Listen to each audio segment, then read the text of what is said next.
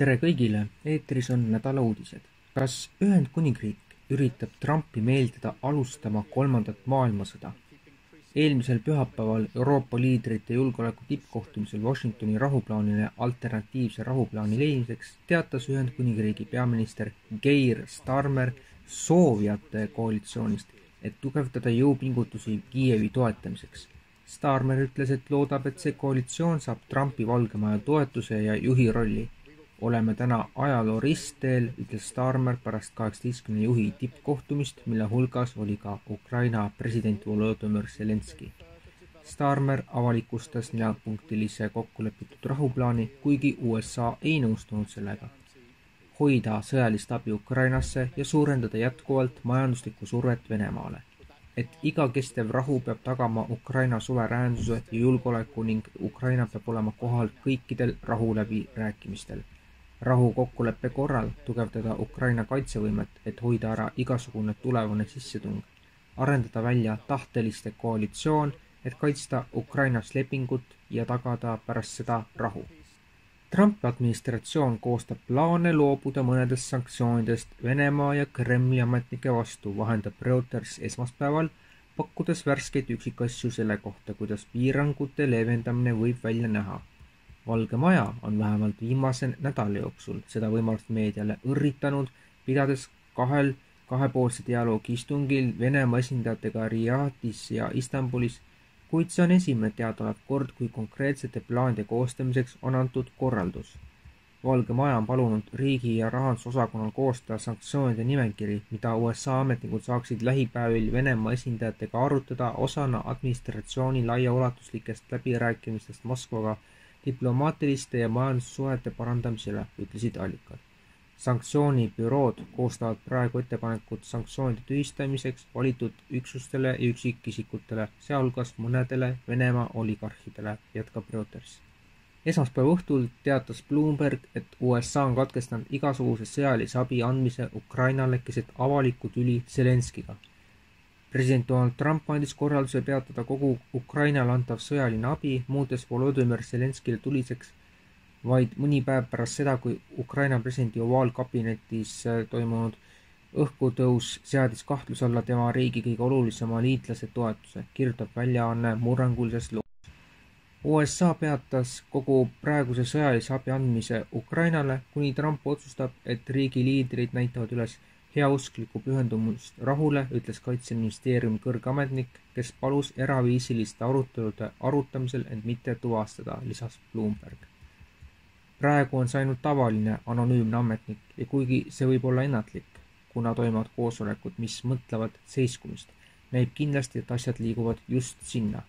Ametnik ütles, et peatatakse kogu USA sõjavarustus, mis praegu Ukrainas ei ole, sealhulgas lennukite ja laevade transiitrelv või Poola transiidialadel ootel, märgitakse raportis. Hiina kommunistliku režiimi tippkohtumised, mida tuntakse 2 istungina, algasid 4. märtsil ja kestavad eeldatavasti nädala. Kummitempliga rahvuslik rahvakongress toetab valitseva Hiina kommunistliku partei CCP juba tehtud otsuseid, mis annavad märku režiimi prioriteetidest tuleval aastal. Enne kohtumisi avaldas riigimeedia teateid, mis viitsid režiimi fookusvaldkondadele. Eksperdid on öelnud, et Hiina režiim on poliitilises ja majanduslikus kriisis ega realiseeri ühtegi lubadust, mida see 2 istungi ajal annab. Hiina režiim on erasektori maasurumiseks aastaid rakendanud riigi edendamise ja erasektori taandumise poliitikat. Yuan ütles, et Xi saatis just eelmisel kuul kohtumisel eraettevõtjatele karmi hoiatuse. Xi ütles neile, et rasketel aegadel peavad eraettevõtted panustama rohkem raha ja jõupingutusi, et rohkem investeerida ja moodustada võtmevaldkondades KKP riigiettevõtetega koostöösüsteem ning hoiatused, kes passiivselt vastupanu osutab või võõrvõimudega kokkumängu teeb, karistatakse Yuani sõnul seadusega. Samal ajal kui Martin Laine käis R2 hommik saates keksimas, väga väike seltskond suudab teha palju lärmi, aga mõju pole tegelikult väga suur. Teevad paljud inimesed hoopis uurimistööd, et mõista, kuidas järsku mitmes riigis kordub putinistide nõiajahi muster. See sarnaneb kahtlaselt Martin Laine jutumärkides uurimusele, justkui oleks see lihtsalt kopeeritud ja rakendatud samasuguse stsenaariumi järgi. Delfi väidetavatest Venemaa mõjuagentidest 4. märts 2025 Martin Laine artikli lõpus on selgelt kirjutatud, kes seda rahastab ja kelle tellimustöö see on. Sarja valmimist on toetanud Open Information Partnership OIP ja seda edasi uurides joome välja WHO ja Rockefelleri fondini. See on ainult üks näide paljudest. Lisatud piltidelt on võimalik näha organisatsioonide seoseid. WHO-d ilmselt teavad juba kõik koroonapettuse ajast, aga kui on tõesti inimesi, kellele ei ütle midagi Rockefeller, siis soovitan lugeda kas või näiteks Daniel Estulini Bilderbergi grupi tõeline lugu ja Jüri Lina maailmaehitajate pettusraamatuid ning uurida vabamüürluse kohta. Ülemkohus otsustas 5. märtsil häältega 5-4, et Trumpi administratsioon peab maksma $2 miljardi suuruse välisabi. Uus otsus tehti pärast seda, kui riigi kõrgeim kohus blokeeris 26. veebruaril ajutiselt kohtuniku määruse, mis nõudis maksete tegemist. Kohus oma otsust ei selgitanud. Ülemkohus käskis föderaalringkonnakohtul, kes andis föderaalvalitsusele korralduse makseid jätkata, selgitada, milliseid kohustusi valitsus peab täitma, et tagada ajutise lähenemiskeelu järgimine, võttes nõuete kohaselt arvesse mis tahes täitmistähtaegade teostatavust. Ülemkohtu kohtunik Samuel Alito kirjutas eriarvamuse, millega ühinesid kohtunikud Clarence Thomas, Neil Gorsuch ja Brett Kavanaugh. USA ringkonna kohtunik Amir Ali andis eelmisel kuul välja ajutise lähenemiskeelu, millega sundis nii USA rahvusvahelise arenguagentuuri kui ka välisministeeriumi taastama rahastamislepingutele, mis sõlmiti enne 20. jaanuari, kuid mille Trumpi administratsioon külmutas. Ning Trumpi Valge Maja kaalub praegu plaani, mis viiks hiljuti taastatud maksimaalse surve kampaania tagasi avamerele, mis sarnaneks Trumpi esimesele ametiajale ülemjuhatajana.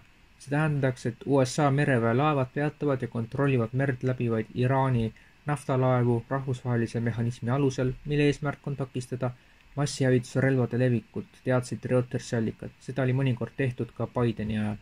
Mõte on Iraani naftamüüki veel kord karmilt alla suruda, et katkestada Iraani tuumaenergiaprogrammi ülioluline rahastamine, mida nii Iisrael kui Washington kahtlustavad, et see võiks kergesti muutuda tuumarelvaprogrammiks. Trumpi ametnikud otsivad nüüd viise, kuidas liitlasriigid saaksid peatada ja kontrollida laevu, mis sõidavad läbi kriitiliste tõmbepunktide nagu Malakka väin Aasias ja muud mereteed. See lükkaks toornafta tarnimise rafineerimist aastal edasi. Samuti võib see kaubavahetuse hõlbustamisega seotud osapooled kahjustada mainet ja sanktsioone, ütlesid allikad Reutersile. Sellised olid selle nädala uudised. Kohtumiseni järgmisel nädalal.